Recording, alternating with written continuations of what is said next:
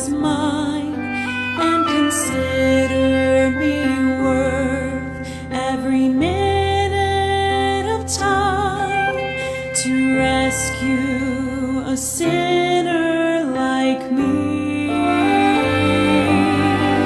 When I think of my Savior alone on the cross, I know without Him that my soul would be lost if He had not been willing to suffer the cost to rescue a sinner like me.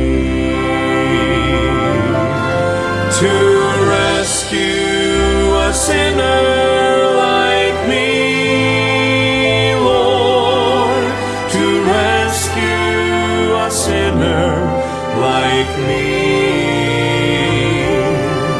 He abandoned His throne and His kingdom above to rescue a sinner like me.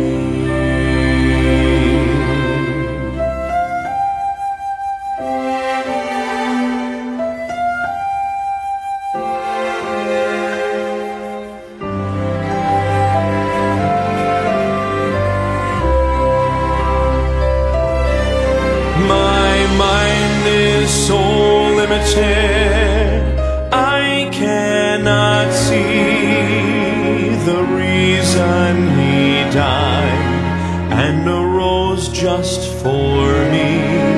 So unworthy was I, yet He came willingly to rescue a sinner like me.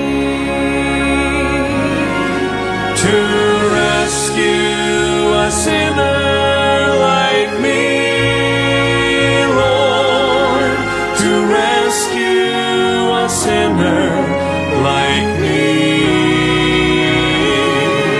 He abandoned His throne and His kingdom above to rescue a sinner like me.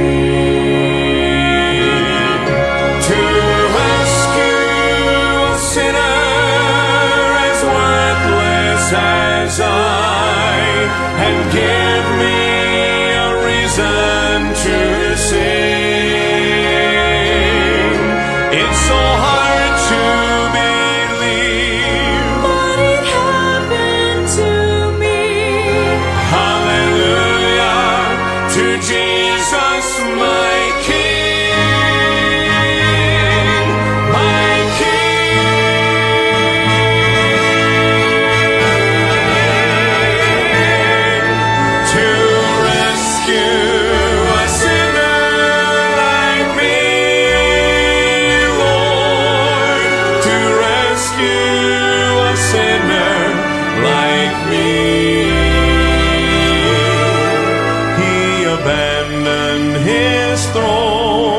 And His kingdom above to rescue a sinner like me. He abandoned His throne and His kingdom above to rescue a sinner like me.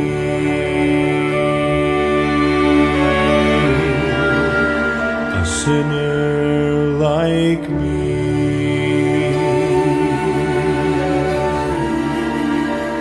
A sinner like me.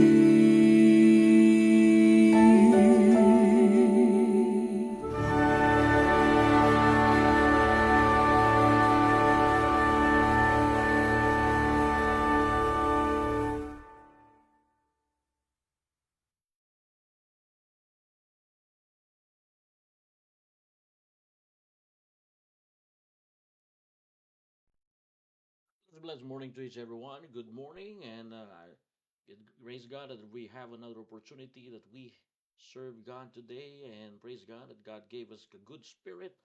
And I really praise God that the Lord will continue to bless us today. Wherever you are, brothers and sisters, may the Lord bless you. May the Lord give you extra strength. May the Lord provide and protect you for the whole day. My prayer is that God will help you to see the reason of life. All right? So bless, good morning there. Saan man kayo ngayon ay mapagpalang umaga po. At dalangin ko po na kayo po ay patuloy na pagpalain po ng Panginoon. Okay? Salamat po sa Panginoon na tayo po ay nagkakatipon-tipon ngayong umaga para po sa ating pangarawang aralin mula sa salita ng Diyos. At salamat po sa Panginoon na tayo po ay may desire na makinig ng salita ng Diyos ngayong umaga. Okay? Salamat po sa mga brothers and sisters. Good morning there. Morning, Sister Clarice. Good morning to you. Good morning, Sister Shaina Zapatose. Amen. Good morning, Sister Ronalet. Amen. Brother Jimwell, good morning. And to our brothers and sisters this morning. Magandang umaga po. At sa mga kapatiran po, salamat po sa Panginoon. Ingatan po kayo ng Panginoon ngayong umaga. Okay? Good morning, Sister Aipa. Good morning sa iyo. At sa iba pa po nating mga kapatiran na nasa kanilang mga working place. Alright? I believe the Lord will continue to bless us. Alright? I hope we're excited. And I do believe the Lord will continue to bless us. Morning, Brother Paulo. Okay? Good morning, Nanay Leticia Aranda. Good morning po sa inyo. Salamat po sa pag-join nyo po dito sa aming program. Alright, so I believe the Lord will bless us this morning. It's September 3, 2025. We started New Maneuver Morning is September of 2023. Imagine, from 2023 of September, and now September 2025. So we almost 2 years now in our online daily program. Okay, sometimes I'm not here, sometimes I'm always present. It means we are blessed this morning. Okay, pinagpala tayo ngayong umaga. Okay, tayo na po ay dadako sa ating aralin. Open your Bible please. And to our brothers and sisters, I encourage everyone, good morning po sa inyo dyan.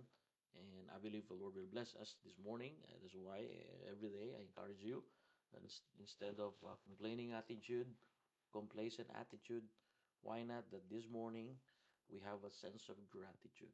That's one thing that I want you to remember this morning, that every day, instead of complaining attitude, why not, Lord, thank you. Because we need to thank the grace of our God the Father. We need to thank the forgiveness of the Son of God, Lord Jesus Christ. No?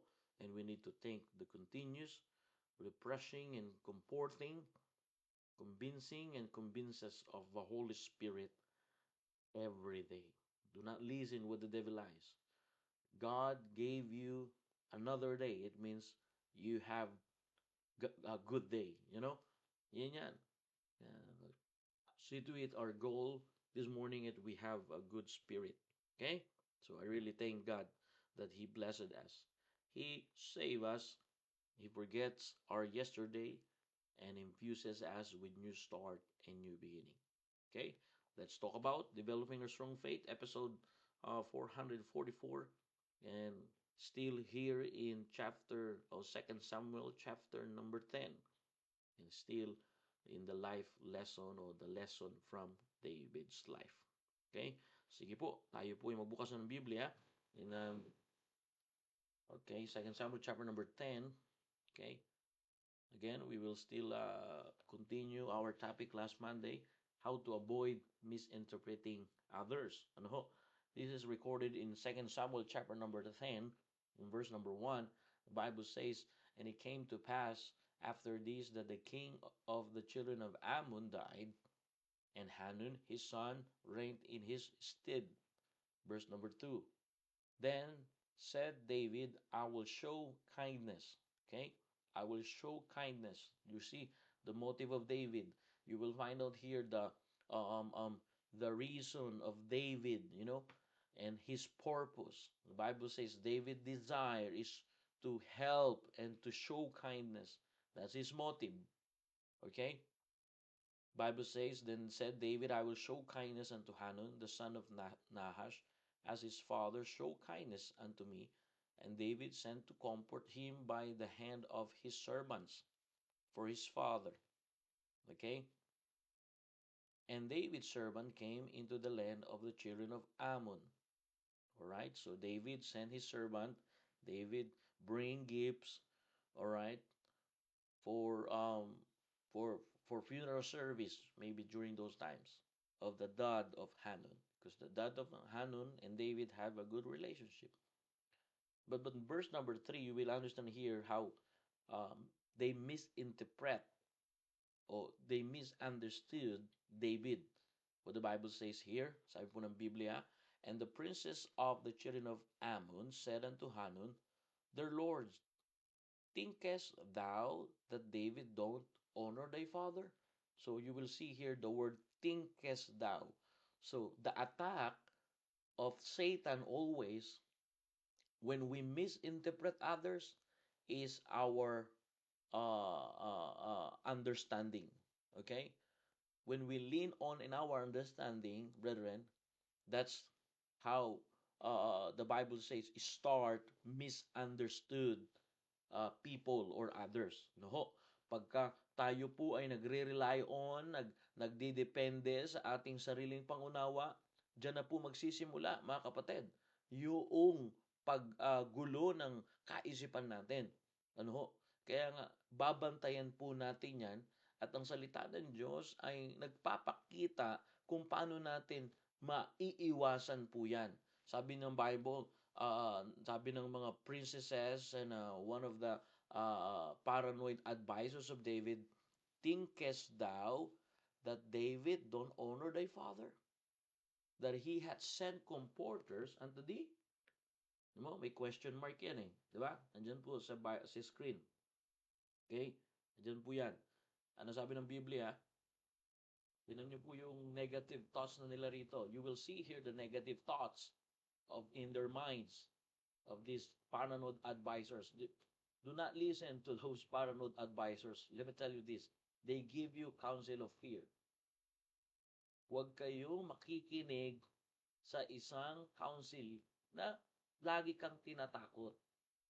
Ang counsel na maririnig mo sa salita ng Diyos, lagi kang bibigyan ng pananampalataya. Laging patungkol lagi kung paano tayo magtitiwala sa Diyos. See? So, look at this. Tignan nyo ha. Hath not David rather, see? You see the word? This is the word of God. God recorded this because we cannot avoid misinterpretation of others if we always rely on in our understanding. The Bible says, hath not David rather sent his servants unto thee? Tignan nyo ha. We will focus this because this is how the devil used the lies. He said to search the city and to spy it out. I-spy ka lang siguro ni David. Gusto nyo lang saliksikin kung ano meron ka dyan. And ito yung huli, to overthrow it. You see? Or to take advantage. So look at three lies here. The reason we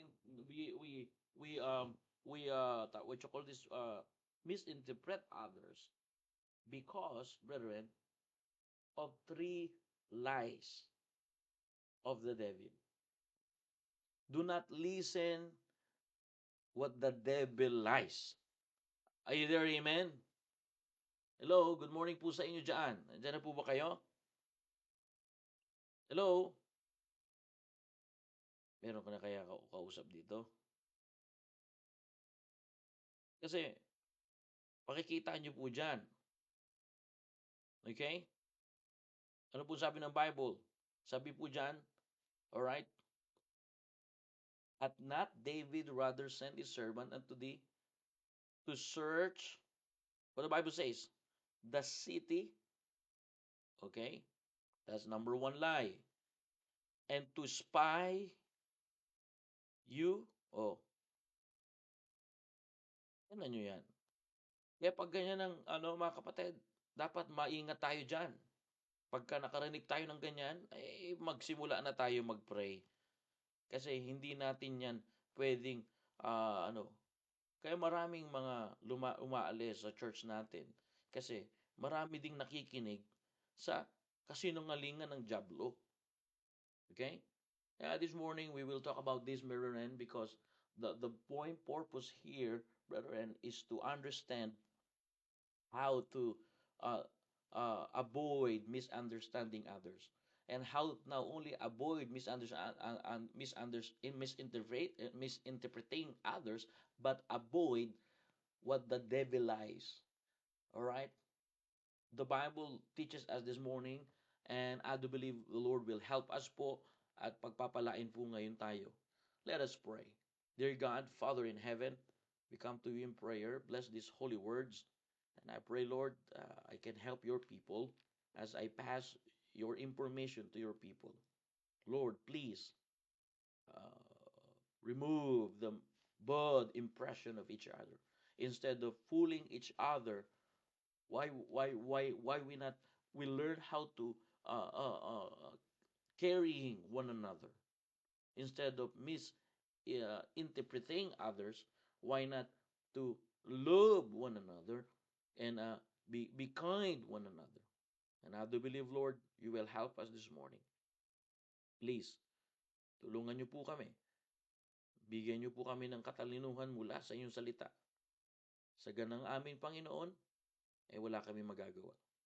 So we have a biblical principles here how to avoid misinterpreting others. Help me, God, and help each everyone here. Give us teachable and humble heart and gladness to receive thy words. Forgive us in our sin, and this is our prayer. In Jesus' mighty name, amen and amen. Okay, magandang umaga muli at salamat po sa Panginoon. Wag po kayong aalis, mga kapatid, para meron kayong natututunan. Sayang naman po ito. All right? So, don't escape, just stay at it will help you. This is our the reason we have public, we have in our church a private one, but we in order for us to, the reason we public this online, because this is additional teaching. This is additional feeding every day. Feeding of what? Feeding of spiritual life. Ano ho? Ito po ay uh, uh, karagdagan, mga kapatid, na sa araw-araw na ginawa ng Diyos. Pag minsan tinatanong natin ng Diyos, Panginoon, bakit mo ko pinabayaan? Hindi ka pinabayaan ng Diyos. Gawa nga lang, wala ka talagang panahon sa pakikinig ng salita ng Diyos. Panginoon, hindi mo yata ako matulungan. Hindi pwedeng hindi ka tulungan ng Panginoon. Actually, ang gustong tulong ng Diyos sa iyo, yung matutunan mo muna ang kanyang mga salita. Kasi doon mo matatagpuan yung kalooban ng Diyos. Pagka natutunan mo yung kanyang salita, doon mo matututunan yung kalooban ng Diyos. Pagka wala yung salita ng Diyos sa buhay mo at wala kang panahon na magbigay ng salita ng Diyos, ay hindi mo matututunan. Mga kapatid, yung pinararating sa iyo ng Diyos. Kaya nga po, salamat po sa Panginoon na tayo po ay may ganito po na matutunan po natin yung salita po ng Diyos upang tayo rin naman po ay patuloy na pagpapalain ng Diyos. Gusto natin ng tulong mula po sa Diyos. Ang madaling tulong lang po na magagawa ng Diyos po sa atin ngayong umaga, yung tayo po ay magkaroon ng panahon at naisin na tayo po ay tumanggap sa salita po ng Diyos. Ngayong umaga, makikita niyo po rito in the scriptures, brethren, remember, Satan's main strategy is deception. All right? And you will understand here, brethren, David have a good motive. Napakaganda po ng kanya pong motibo. Napakaganda. Sabi ng Biblia, the Bible says, David show kindness unto Hanun. But the problem, when Hanun, brethren, listen to ungodly counsel, to counsel of fear. That's why it is important, brethren, guard yourself against counsel of fear. Bantayan po natin yan. Magbantayan po tayo. Huwag tayo basta makikinig. Lalo na po dito sa mga members ng church. Alright? Pagka hindi naman natin membro, pag hindi naman natin talaga kapananampalatayanan, mas panigan mo kung sasabihin nila, lagi mo na lang pinagtatanggol yan. Dapat lang kasi kapatiran ko to. Ito yung madalas kong kasama sa simbahan. Ito yung madalas kong nakaka-fellowship. Ngayon, kung may panghihina ito sa loob ng simbahan, ang gagawin po natin bilang membro din at bilang kapatiran natin na tayo rin naman nagkakaintindihan, ay mas palakasin po natin. Huwag tayong kukuha ng mga mensahe sa labas. Walang masama na makipagkaibigan tayo. Walang masama na tayo ay pumupunta doon. Ay ako po ay walang problema sa akin. Lagi po ako pupunta sa kanila. But tinitingnan ko kung saan ako mas maraming panahon. Kaya nga lagi ako nagpupunta doon sa ministry sa Perth. Nung nagsimula ako ng ministry sa Perth, ay grabe, puyatan yan mga kapatid. Aalis kami dito ni Brother Giovanni alas 2 gabi. After ng trabaho niya, 6 o'clock, aalis na kami dito ng 8 p.m. sa Newman at babiyahe kami, makakarating kami sa Perth alas 8 na rin ng umaga dahil 12 hours yun. Pero nakita namin yung galaw ng Diyos. Tapos nung nagkakaroon na tayo dyan ng ministry sa Perth, magkakaroon ng division. Abay, sayang naman, mga kapatid. Kaya nga, yung sakripisyo na ginagawa ng manggagawa ng Diyos, wag natin sayangin. Ano ho? Ganun din rin po sa inyo, amen. Kaya kung ano man yung merong idudulot na misinterpretation sa iba, kung kapwa natin kamananampalataya, isolve na natin sa pamamagitan ng salita ng Diyos. Kaya kailangan natin matuto sa salita ng Diyos, mga kapatid. Okay? So, makikita po natin dito, makikita natin kung paano po nila na masama yung pagbigay at pagpapadala ni David ng tulong. Pero ang sabi po ng Biblia, alright, ang sabi ng Bible, dito sa verse number 3, because how to avoid misinterpreting others with biblical principles, simple. Learn how the Word of God gave us warning. Either amen? When the Word of God gave us warning, get it. Because the Word of God always combat sin. Alright? The Word of God combat the devil. Ganyan po ang diablo. Ganyan po siya umatake. Ano ho? Kaya salamat po sa Panginoon. Ano po ang sabi po ng Biblia po? Alright, in verse number 3, pansinin niyo po yung salita po ng Diyos ha. Ito po yung salita ng Diyos. Hindi ko to ginagamit para patamaan tayo. No. Ang salita ng Diyos dapat maiproklima para mabantayan natin yung ating sarili kung paano po ang diablo patuloy na magkakaroon sa atin ng advantage. That's what we need, brethren. This is the Word of God. Alright, we need the Word of God to combat the devil's lies. So they misinterpret David, and like what we talked about yesterday, seek understanding, not suspicious. All right? How to avoid misinterpreting others? Always seek understanding. Hanapin natin kung saan natin siya mauunawaan. Hanapin natin kung paano natin mauunawaan natin sila. Seek understanding, not suspicious. Alright? Always ask a question with humility instead of harboring suspicious. That's what the problem when they receive David kindness, instead of seek understanding, these princesses of the children of Ammon said unto Hanun, in verse number 3, alright, thinkest thou that David doth honor thy father? Imagine, they are so suspicious. They are harboring suspicious. So, seek understanding, not suspicious. And not only that, brethren, it is important, maintindihan natin that listen carefully before you judge, before you execute your being executors. Before you execute something, study first, learn, listen, Bible says, he that answereth a matter before he heareth it, it is a folly and shame unto him. Proverbs 18 verse 13. So listen, rushing to conclusions leads to mistake and broken trust. That's why it is important, brethren. Do not rush foolish thing. You know, that's what they did. The princes of the children of Ammon, verse number 3. We have Bible verse in the screen para makita ninyo na galing talaga sa salita po ito ng Diyos. Ano ho? The Bible says, and the princes of the children of Ammon said unto Hanun, thinkest thou that David doth honor thy father? And he had sent comforters unto thee, and not David rather sent his servant unto thee. Imagine, tinan nyo they rush to conclusion, and you know what happened? It leads to mistakens o mistakes and broken trust. Nakakasira ng tiwala din yung padalos-dalos po tayo.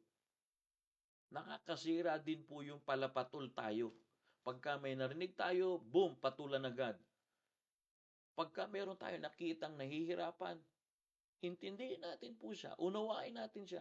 Dito, pagka meron tayo ditong kasama na patulog-tulog, gigisingin natin, pero hindi natin ipapahiya, hindi natin siya kukundinahin. Tutulungan natin siya, hindi natin alam bakit sobrang puyat niya eh. Meron pa siyang dapat i-overcome pag natutulog siya during service. Di ba? Di ba, Brother Pao? Di ba? Ganun po yan. So, rushing to conclusion leads to mistakes and broken trust. And that's what we talked about yesterday. Ano? And not only that, we understand also how to avoid misinterpreting is forgive quickly when misunderstood. Huwag na natin hukayin yung yung issue. Sabihin na natin kaagad, pasensya na kung nasaktan kita, pasensya na po. Pag nasaktan po kita, pasensya. At tayo naman, pagka nag-sorry na, tanggapin na natin po yun. Hindi na natin hahanapin pa na, hindi, mukhang nagsisinungaling yan eh. Ayun ang trabaho ni Satan sa atin. Forgive quickly when misunderstood. Why? Because the Bible teaches us. Bible says in Ephesians chapter 4, verse 32, be ye kind one another, tender-hearted. See? Tender-hearted. Okay? Quick. Or forgive quickly. That's the word there. The word tender-hearted given to us because God simply saying, forgive quickly. Be ye kind one another, tender-hearted, forgive one another, even as God for Christ's sake had forgiven you. Remember, we receive forgiveness to God through our Savior Jesus Christ. So God the Father already forgiven them. So we need to forgive quickly when misunderstood. Because the principles is misinterpretation will happen every day. Misinterpretation will happen every day. But forgiveness prevents bitterness. Araw-araw yan. Merong mga misinterpretation tayong tatanggapin. Meron tayong hindi naunawaan sa isang tao. Makikita natin yung kanyang, minsan yung mga bata pagka nagdadabog, talagang akala natin talagang nagdadabog lang sila. Pero meron silang pinagdadaanan na hindi natin alam. Kailangan wag natin silang, when we deal our children, brethren, means sometimes we misinterpret them. And we give constant discouragement to them. But we need to understand our children because what the Bible says, foolishness is bound in the heart of a child. Consider they are lost. Consider they are, talagang maiintindihan dapat natin sila dahil bata nga po sila. That's why the Bible says parents, God teaches us how to train them, how to discipline them, how, like Pastor Hill said, how to give them governance. Okay, if you have government in your house, it means you have a biblical principles and standard in your house. Please, brother, families and our parents here, stop giving your children cell phones now. All right, I already banned Zachary. Okay? They going to discipleship our children to AI. All right? You can use AI, all right, to propagate the gospel. But do you know Satan also use AI to penetrate our children? Ano? So iiwasan po natin 'yan. Okay? So 9:33 na po. Now, let's take a look in the how to avoid misinterpreting others. You will see here the three things here. The Bible says, okay, when the paranoid advisors, okay, give advice to Hanun, you will see here three lies. They said to search the city, and they said number two, to spy it out, and number three, to overthrow it. So what does it mean, brothers and sisters? To search the city. Do you know? First attack of the devil is planting doubt. Planting doubt. To spy it out, what does it mean? To twist the truth. To twist the truth. All right? And then to overthrow it. The word overthrow it here is leading to rebellion. So, three things that we need to check in the Word of God. All right? Sabi po ng Bible here, sabi ng mga lingkod ni Hanun, okay? Sabi niya po rito, andito na po ba kayo? Hello, good morning. Good morning po sa inyong umaga. Good morning, Brother Mark. Okay, good morning sa iyo. Okay. Salamat. Morning, Virgin Boy. Oh, tambira, buti, nandito naman kayo. Okay?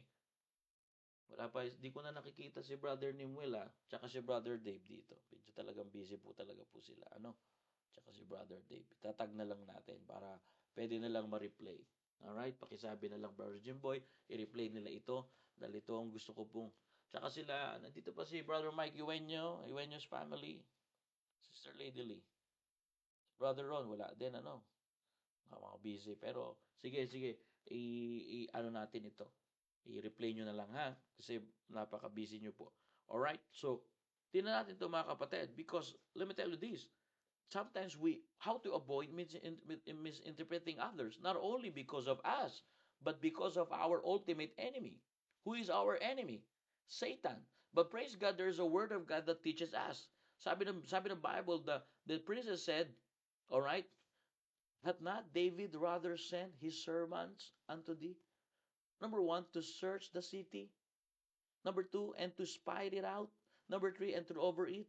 No, number one, to search the city here means planting doubts. Brethren, Satan tries to search and find weakness in God's people. Either amen? Let me say again.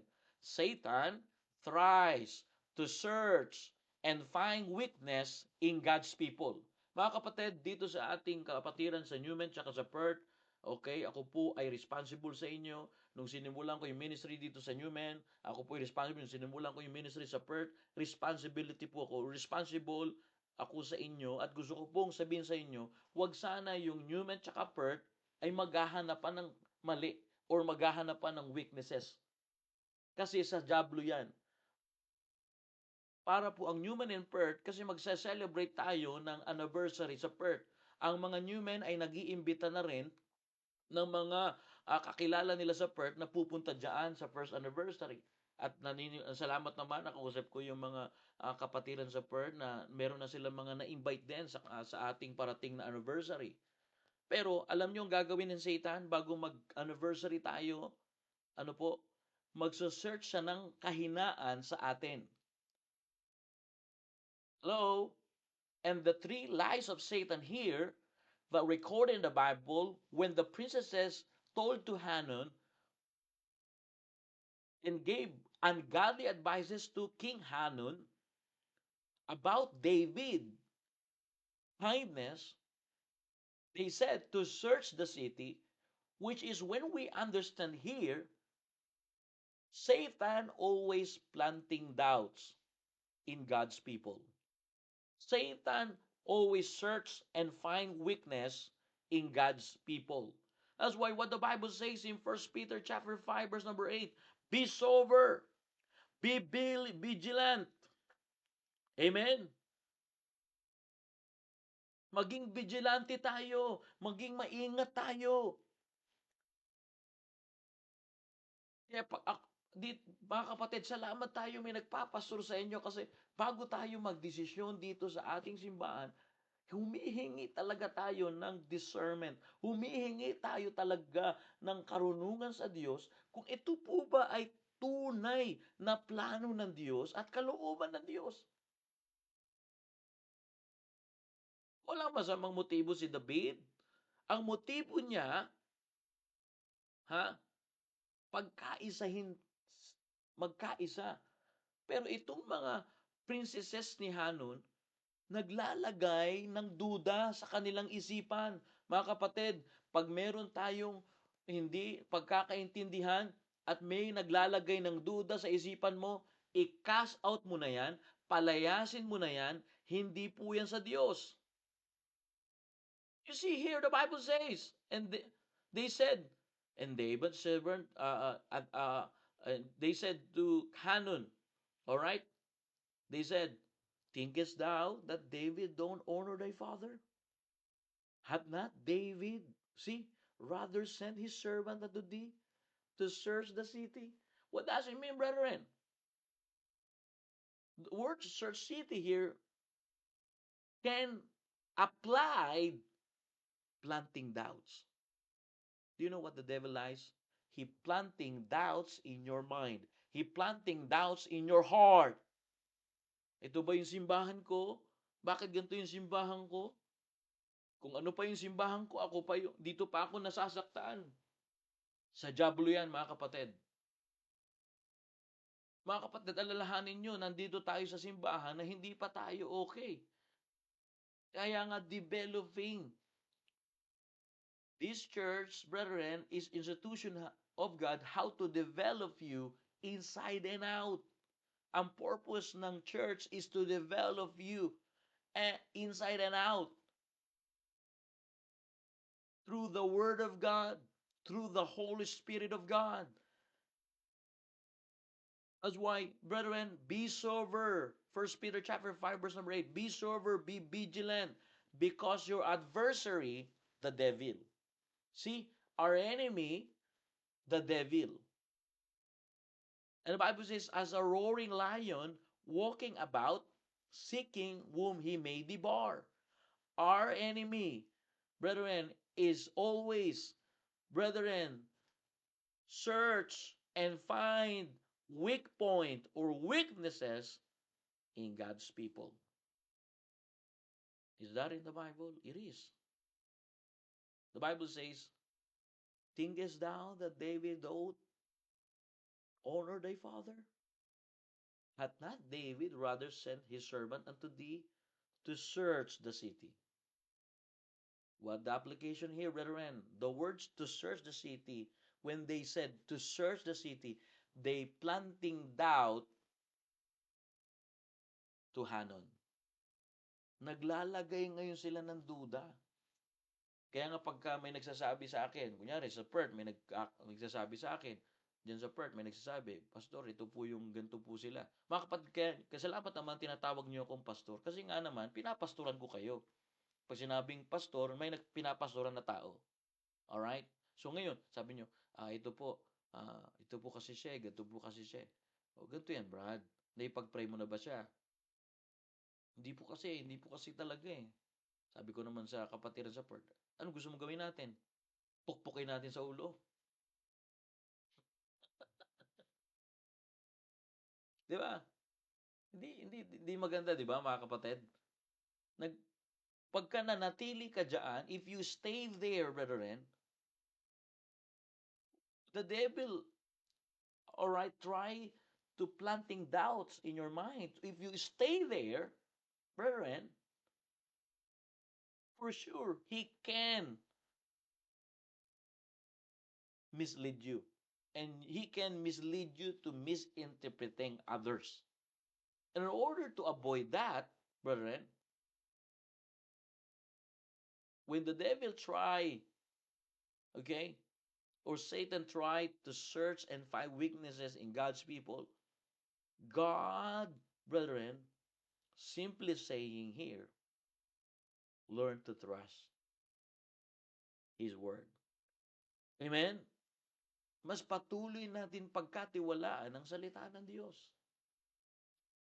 Andiyan na po kayo? Mukhang ayaw nyo talaga ito, no?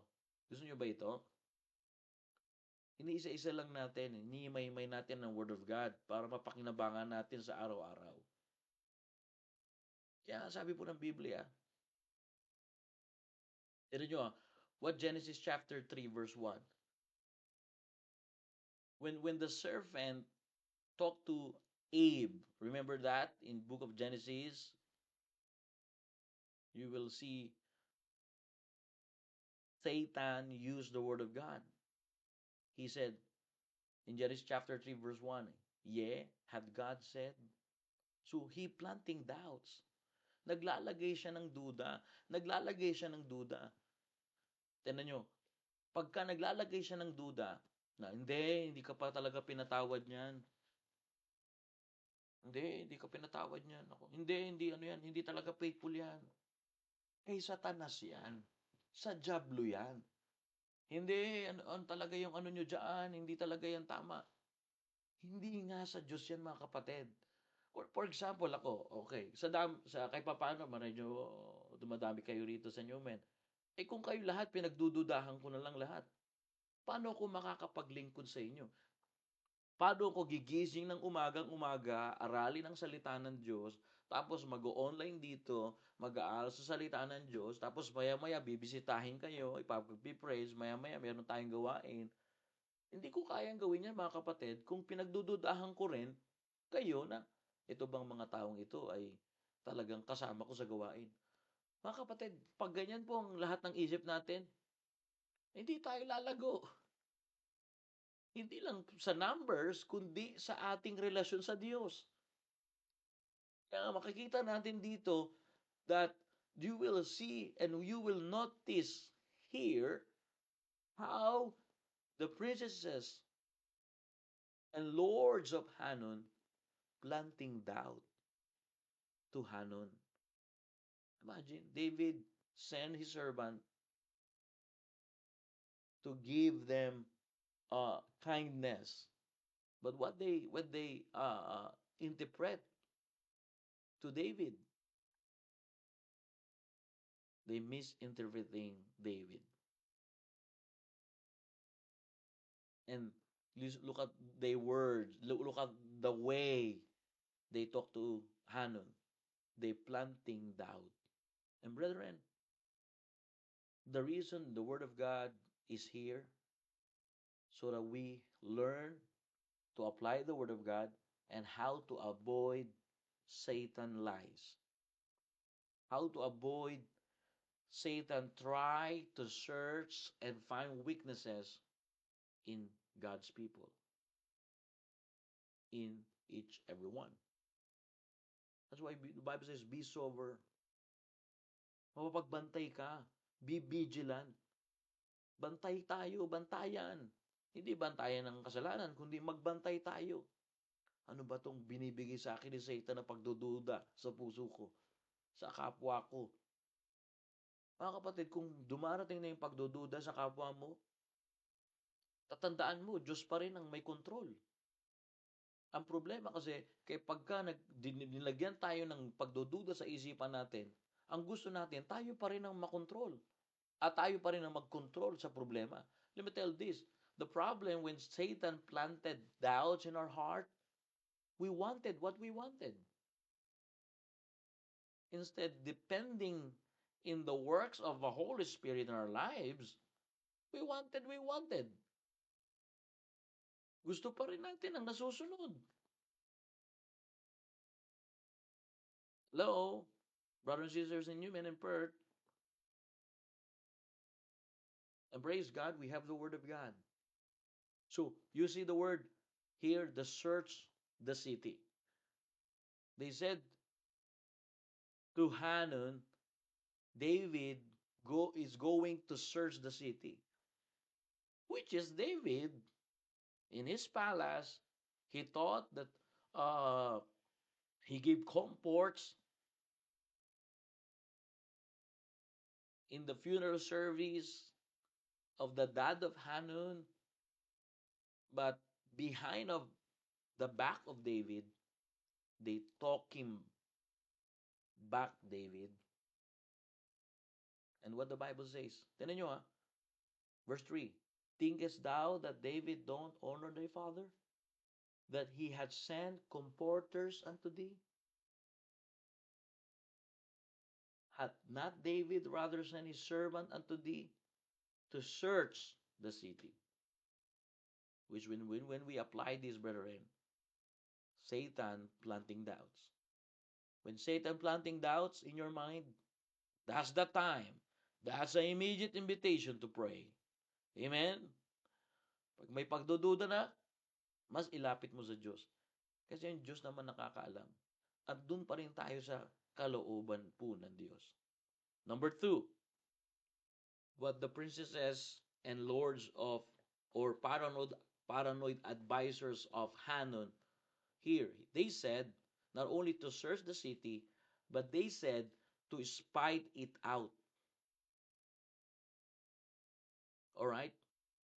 Not only Satan tries to search and find weaknesses in God's favor,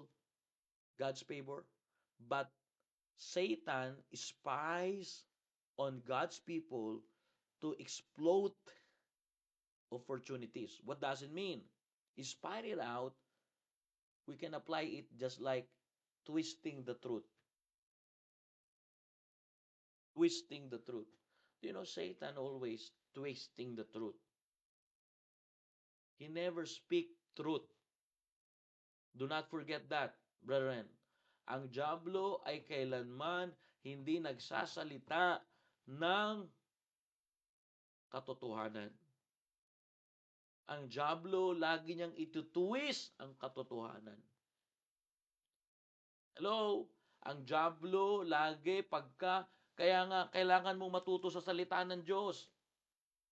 That's why we need to learn the Word of God. You need to learn to apply the Word of God, because the Word of God says not only Satan planting doubts, but Satan twisting the truth.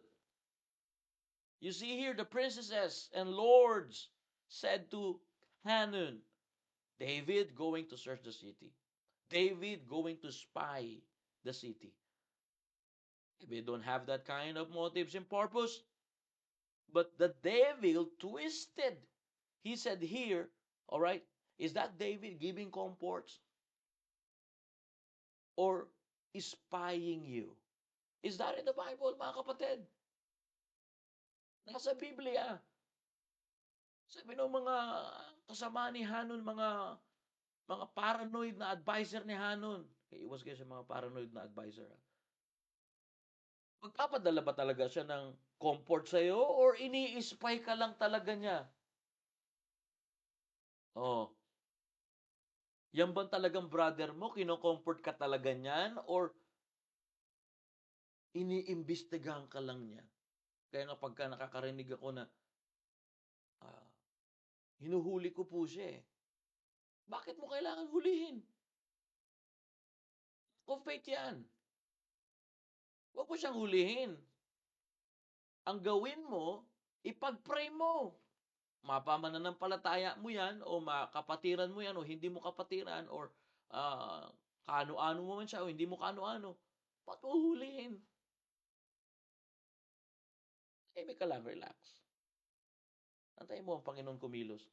Kung kakampi mo talaga ang Panginoon, hindi ka magdududa. Kasi, mamali-malaya natin, gagamitin ni Satan yan. Are you there, amen? Hello? Ganyan si Satan. Twisting the truth. Satan always twisting the truth. Are you there, amen?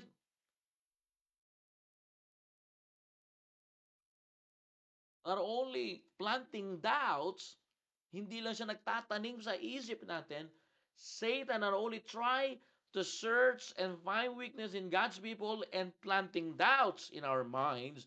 But remember, Satan spy on God's people to twisting the truth. That's why in Genesis chapter 3, verse 1, yeah, had God said, so he planting doubts, he shall not surely die. Remember, he said, the serpent, the old serpent, said to Eve, which is the devil, Satan, he said to Eve, he shall not surely die. A God commanded Adam to protect his wife, and Adam have responsibility to God, not Eve, but Adam told to Eve, do not go there because God commanded. If we try to disobey God, we're going to die. But do you know what the devil said in Genesis chapter 3 in verse 4? God's word is not true. Do you know, if we are not careful, before you know it, we become partial Christian, and sometimes we don't believe God's word, and we just believe some of parts or some of word of God in the Bible, but in other in others passage in the Bible we don't believe. We call it partial Christian. Ingat tayo diyan. Ingat tayo diyan na ay hindi na ako naniniwala sa sinasabi ni pastor kasi ano yan eh, hindi naman totoo yan eh. Yung salita na sinasabi niya, hindi naman salita ng Diyos na yan. Nagiging ganun na tayo. Or maniniwala na lang tayo. Ay, dyan sa Word of God na yan, hindi naman lahat dyan. Meron lang dyan. Either amen? Kasi tinitwist ni Satan yan, mga kapatid. That's why we always cast out Satan. Amen?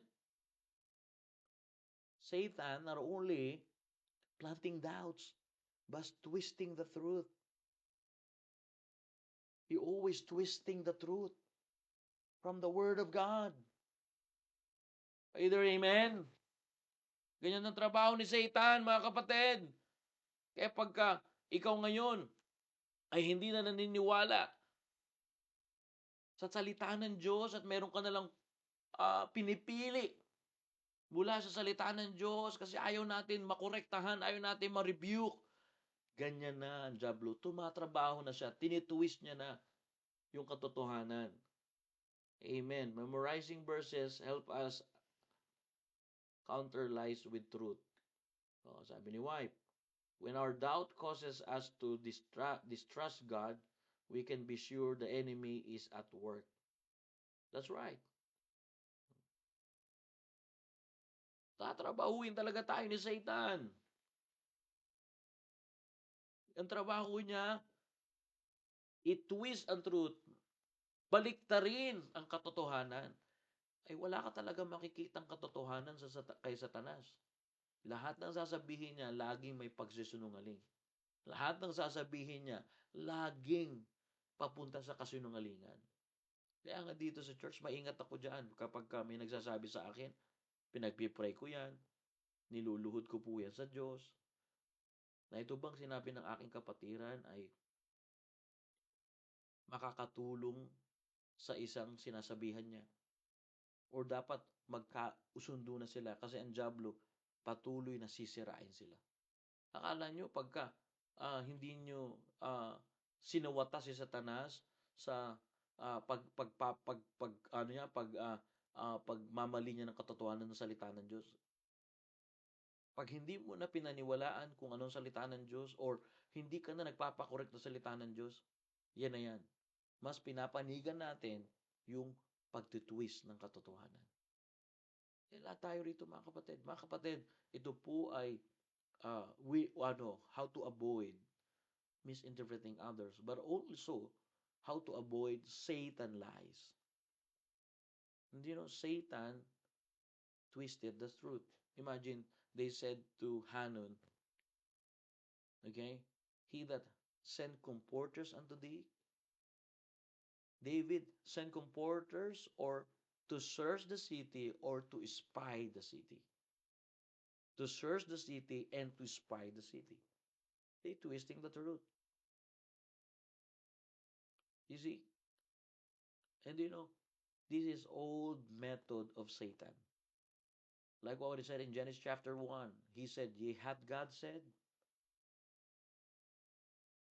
and the serpent, the Bible says, more subtle than the beast of the field. He was subtle, tricky. Satan is tricky. He always twisting the truth. Napaka-tricky ni Satanas. Kaya tinan mo yung mga possessed. Look at the possessed people. Possessed by Satan. Satan possessed them. And they are also tricky. When you encounter a possessed person, they are tricky. Maya-maya, mabait sa'yo yan. Mamaya-maya, gagawa ng problema. Ibig sabihin, maya-maya kausap mo. Maya-maya, nanakawan ka na. Maya-maya, isiniselsto ka. Mamaya-maya, iskam ka na. Yan yung mga possessed na tao. Kasi nga si Satanas, mga kapatid, ay laging tricky yan. Nagtutwist ng katotohanan yan. So, ginawa ng mga princess at mga lords ni Hanon, tinuwist nila yung katotohanan. In verse number 2, tinan nyo, verse number 2, let's see the truth here. Bible says, And David, I will show kindness unto Hanon, the son of Nahash, and his father show kindness unto me. David said. And the Bible says, right here, verse number 2, And David sent to comfort him by the hand of his servant for his father, because his dad died. Okay? So David sent comfort in verse number 3, what the Bible says. The princesses of the children of Ammon said unto Hanon, Thinkest thou that David don't honor thy father, that he had sent comforters? So it means they received letters to David. They received letters from the servant of David talking about comforts to Hanon for his dad's sake, because his dad is died. So what David did, he sent letters. All right, during those times, of course, they using letters. So they sent letters to Hanon. David sent letters to Hanon telling about comforts. Comforts. All right? But what the princesses did, they twist the truth. What they did, he had sent comforters unto thee. Have not David rather sent his servant unto thee to search the city and to spy it out and to overthrow it? See? So David, intention is to comfort them and send letters through his servant. But the Bible says, brethren, the Bible says, when they receive the letters of comforts, the princesses, the paranoid advisors of Hanon, twisting the truth. They said, no, David never sent comforts to you, Hanon, our king. David never sent comforts. David wants to search your city and to spy it out. And brethren, Satan tries to search and find weaknesses in God's people. Pag ang isip natin lagi, ay, manghihina din yan. Ay, magkakamali din yan. Pag yan ang inabangan natin, mga kapatid, yan ay galing sa dyablo.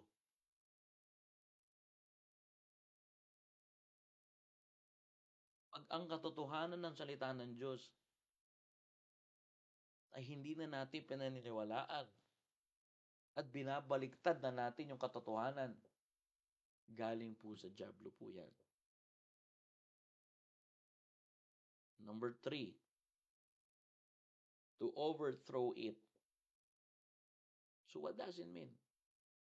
Not only these princesses, lords, these paranoid advisors of Hanon, put and planting doubts to Hanon and twisting the truth, but he lead Hanon to rebellion. They said to Hanon, David will overthrow you. What does it mean, brethren? Leading to rebellion. Leading to rebellion. Nakukuha niyo po yung mensahe? Isip po na ako, mga kapatid.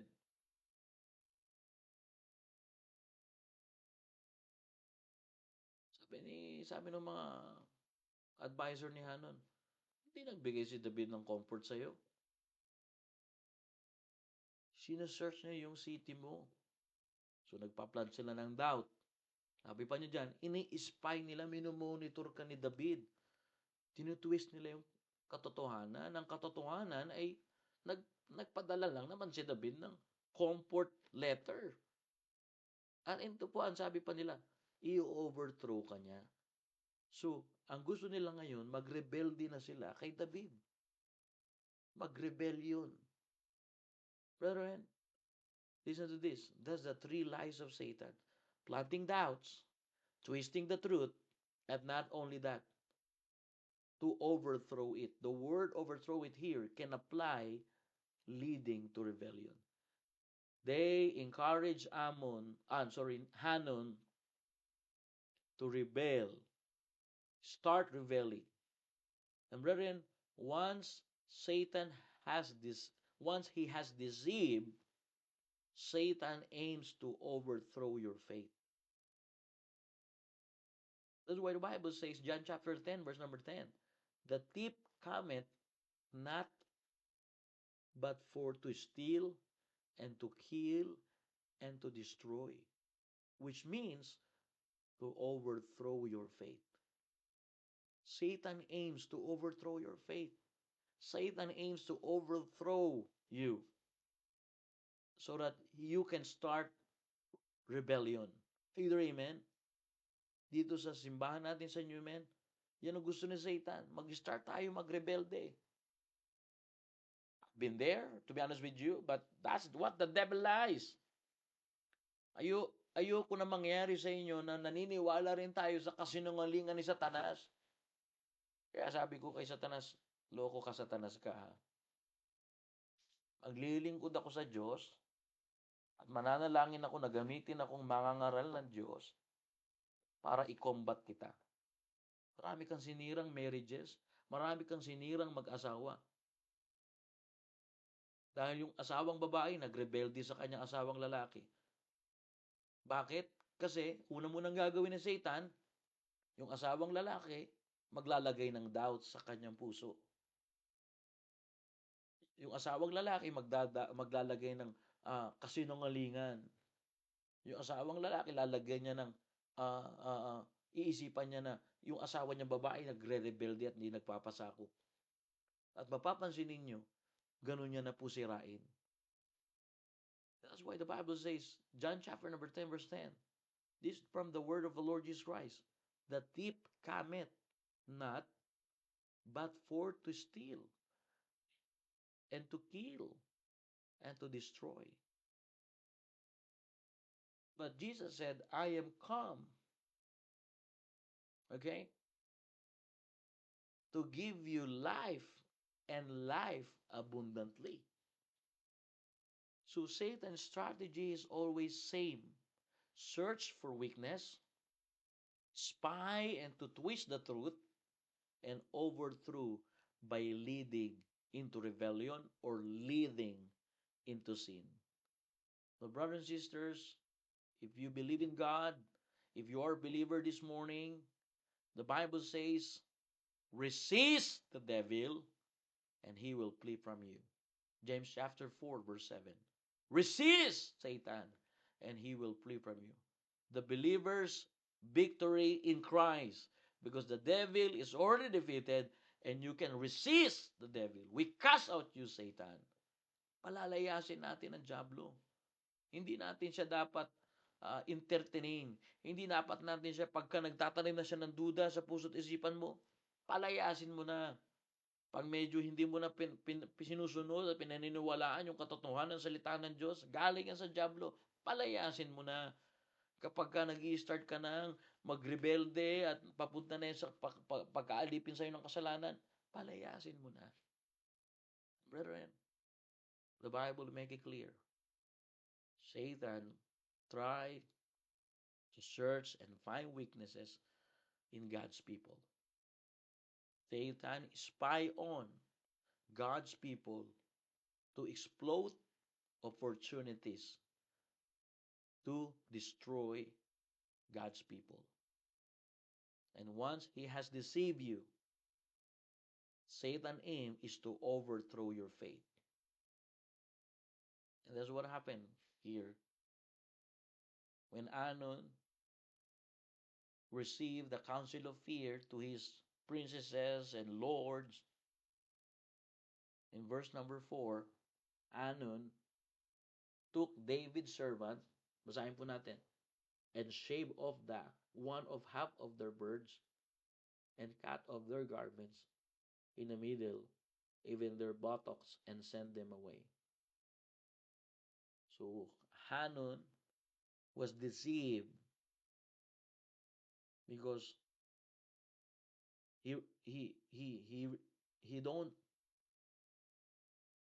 listen first to David, but he listened to the ungodly advices. And the ungodly advices give planting doubts to him and twisting the truth, and then giving him advices of rebellion. So Hanun took David's servant, and the Bible says they rejected and mocked the servant of David. It's so sad, brethren, if it happened to us. Satan's strategy is always the same. In Old Testament, the same method, brethren. To search for weakness, spy to twist the truth, and overthrow to leading in sin. How to avoid misinterpreting others? Brethren, we need to be careful what Satan lies. These are 3 lies of Satan, brethren. But the promise of the Word of God here is resist the devil, and he will flee from you.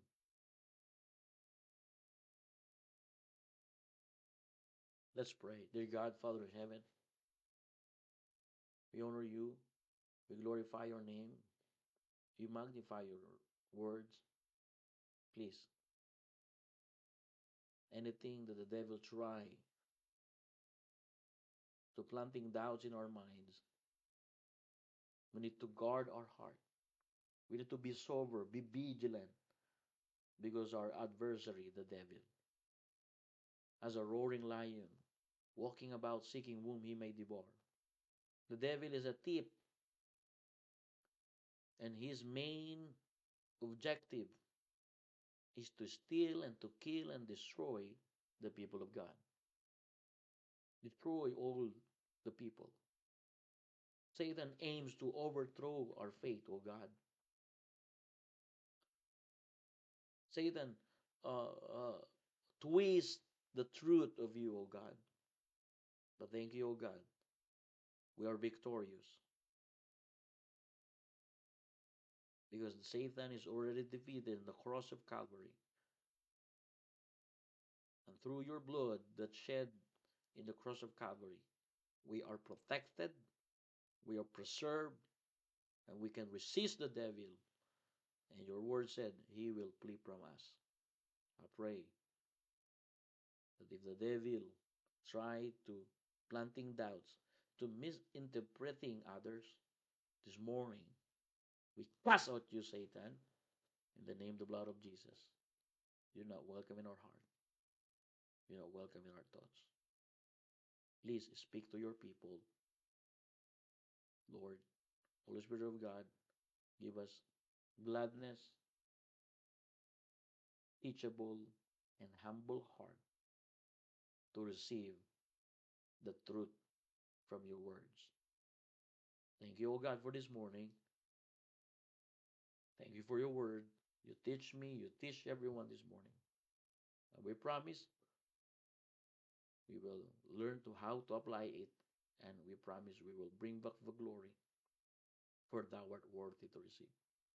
Forgive us our sin. In Jesus' name we pray. Amen and amen.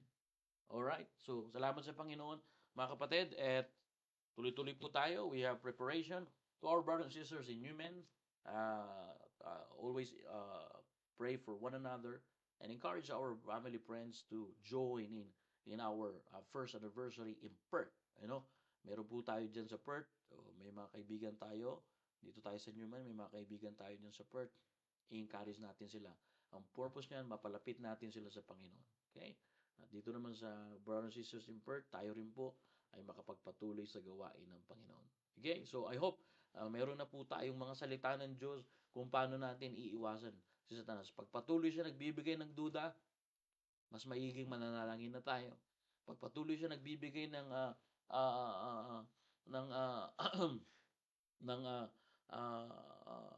kung patuloy niyang inaano ang ating weaknesses, yung ating feelings, yan na, patuloy natin siyang i-rebuke at palayasin. Okay? Salamat po sa Panginoon na salamat sa Panginoon. Sumasagot ang Panginoon sa prayers natin. God answers our prayers. And if you pray for God's help this morning, the very Word of God is a very help for us. Okay? We honor God. Okay? God bless you all and enjoy your day, and may the Lord bless you. And to God be all the glory. We love you, and see you later for our service this evening.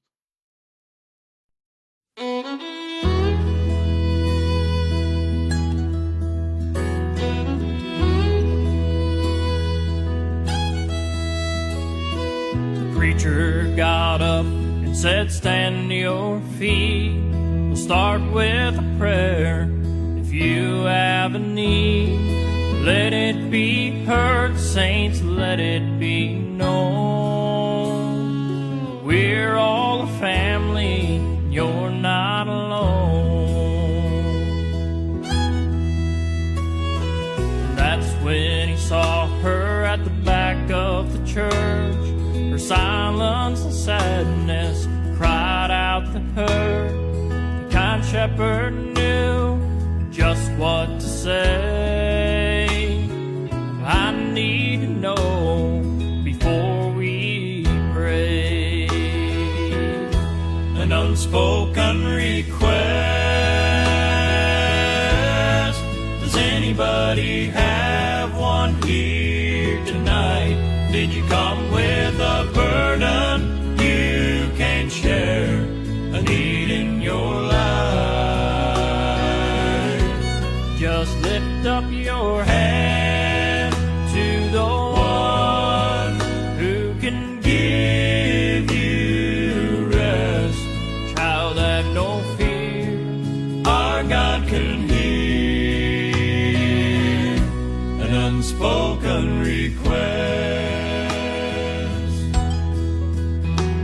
Well, the preacher whispered as she raised her hand, "Sweet Holy Spirit, come by her and stand." As the tears started flowing, he had no doubt that in the throne room of heaven, her secret was out. An unspoken request. Does anybody have one here tonight? Did you come with a burden you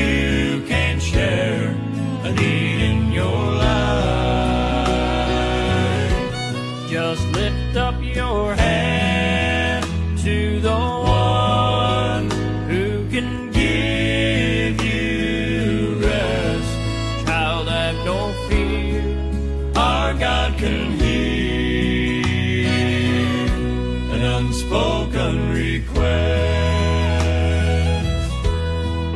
child, have no fear. Our God can hear an unspoken request.